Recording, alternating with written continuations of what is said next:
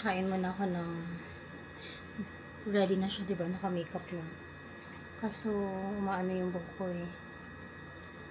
Kakain muna tayo ng rice and my husband mag-ihaw ng anong oras na? 2:48 ng madaling araw. Thank you, Daddy. Saan po kayo nakita ng nag-iihaw ng madaling araw for breakfast? Ay, dinner. Ano ba to? Dinner, lunch? Dinner. Kakain muna tayo ng mabilisan bago mag-podcast. This is my first ever podcast. Podcast. Are you ready? Grabe. Sinisikmura ko. Piling ko kasi nilamig ako. Hindi kasi agad ako nagbihis after pagkaligo. Tapos tingnan mo yung kape ko. Nag-init ako ng black coffee with with sugar. Nalagay ako ng sugar ngayon. Tapos ganito siya. Sobrang puno. Sinisikmura na nga eh. Lalo kong sikmurahin kasi acid. Kaya nga inisip ko. Water na lang siguro. Nag-ano ako, Daddy. Nagtupla akong salabat pero hindi ko rin maubos. Kasi nilalamig yung buong katawan ko ngayon. Kasi malamig yung salabat? Hindi. Pero ko lang ito kasi naisip mo. Baka kasi sabi, yan na. Ano yung subconscious mind mo? Ayan na, magsistart ka na ba? Hinihimatay. Naalala mo yung ano, sabi ni Nanay Pe. Yung, ako daw yung magiging speaker ng araw na yun sa event gabiana. Di ba? Totoo pala talaga yung mga napapanood natin sa movie.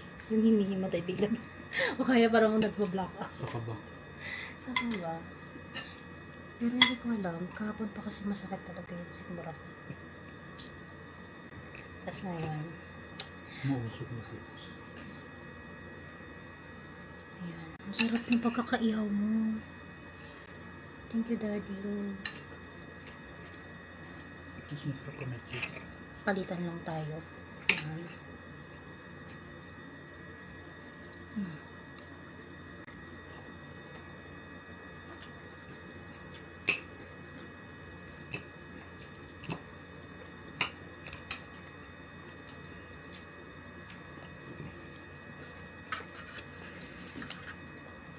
Nilamit ko na lang. Ako nang inuwi. Malambot naman, di ba lagi yung ulo? Malambot kasi sobrang nanginginig ako. Hindi pa ako nagkakape nito, nagpapalpitate na ako. Paano makakapit? Sa akin na lang yan. Ang dami niyan, Daddy. Ano ko naman daw yan sa rep.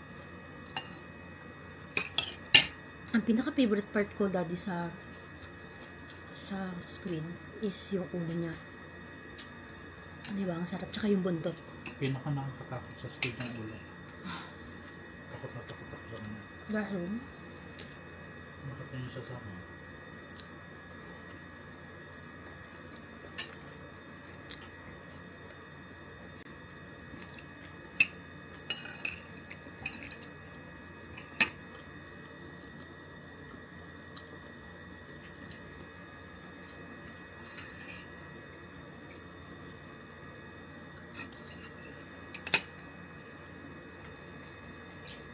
Since bata ako, ramdam ko na darating talaga to sa time na to.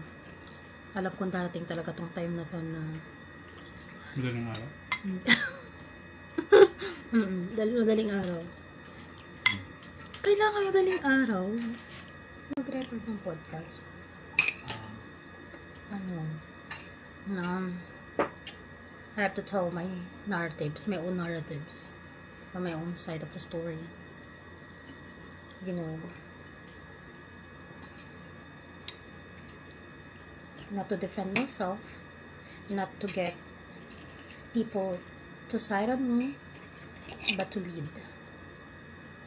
Grabe, paunti-unti na siya nangyayari.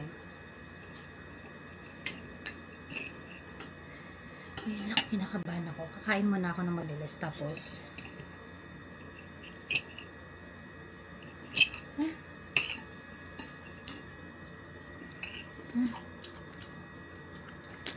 Alam mo, tumatik pa sa buhok ko.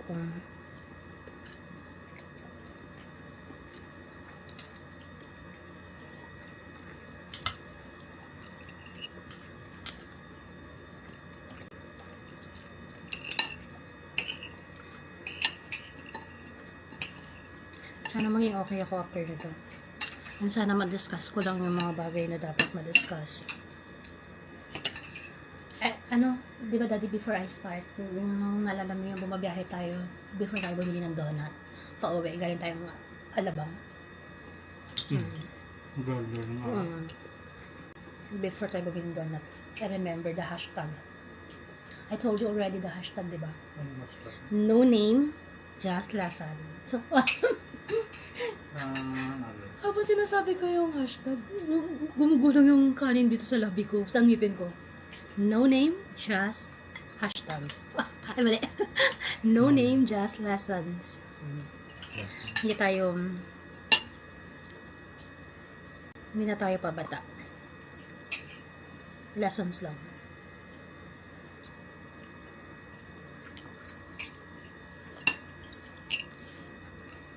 Daddy, yun this is black ano. Okay. Diba? Kaya pa, Hirapan akong kunin yung laki kasi ng dalawa ko. it's okay. Sobrang sarap ng ihaw niya.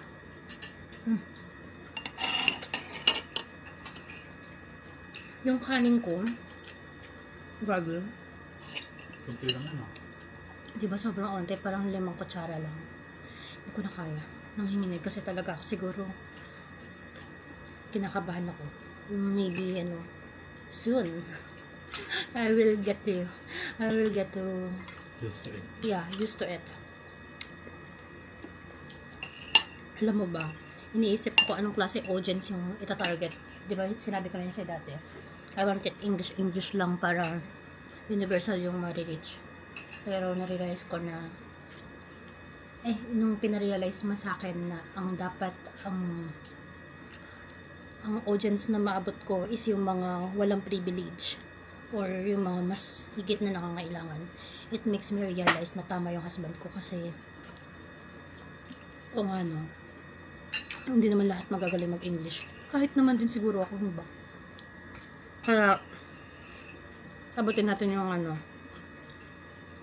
and by the way, di naman natin ito ginagawa for the money.